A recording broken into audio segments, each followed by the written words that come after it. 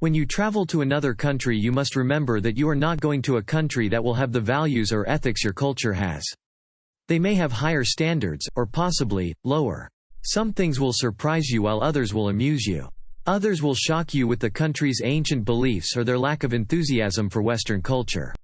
When you look at modern-day Western cultures, you will find that it has been influenced by many other cultures. The people of your culture embraced these other cultures, which in return, some of their culture became part of your culture, namely, food, fashion and music. When you travel you will discover that a few Westerners tend to complain about everything. It is too hot outside, the locals are not smart enough. The ice is too warm, the service is slow, and it goes on and on. These are 1%ers. These are the people who only complain to hear themselves complain. They put a bad name on Westerners.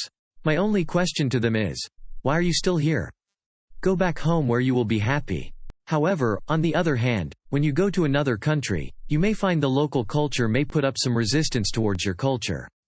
Take Korea, for example. This is a culture which rose out of Chinese and Japanese cultures. This country typically will try and resist any and all foreign cultural influences.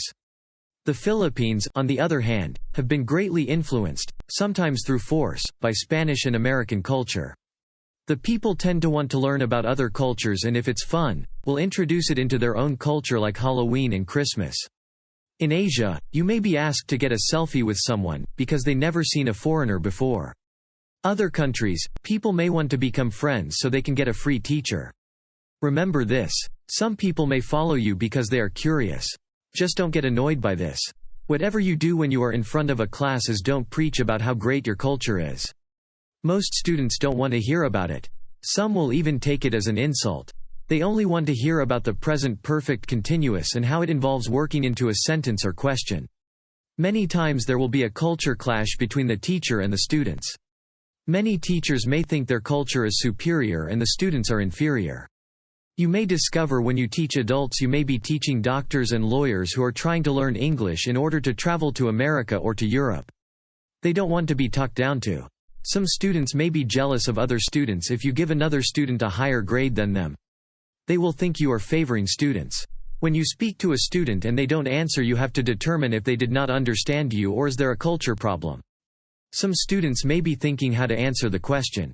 In the Philippines, a person will think of themselves as being unintelligent if they can't give an answer, so they will give a wrong answer, or any answer, in order to compensate for this.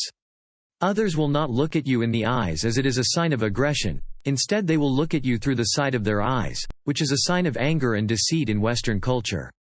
Many Asian cultures, the people will walk away instead of trying to help you out of shyness. Some may even clam up and not give you an explanation when, if they did, there would be no problem. In America, walking away while someone is talking to you is considered rude. In Korea or China, people will walk away from you because they are afraid of speaking English or just shy. Others will completely ignore you or bump into you as they walk by like you weren't standing there. It's normal, don't be angry. Lastly, there is the stereotype. Many people watch television from other countries. They see movies and start to believe all people from that country are that way. They become quasi-racists from their perceptions from television alone.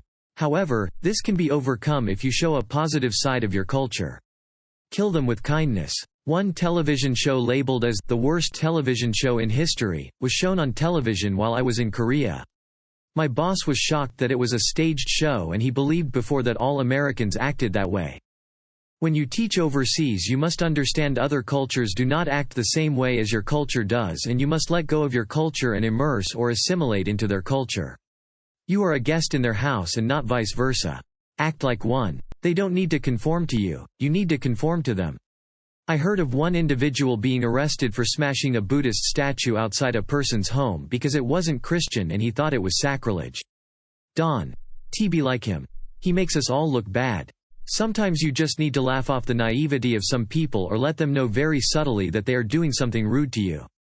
They may just not know they are being rude or, in some cases, don't care. That is all the time we have for today. Thank you very much.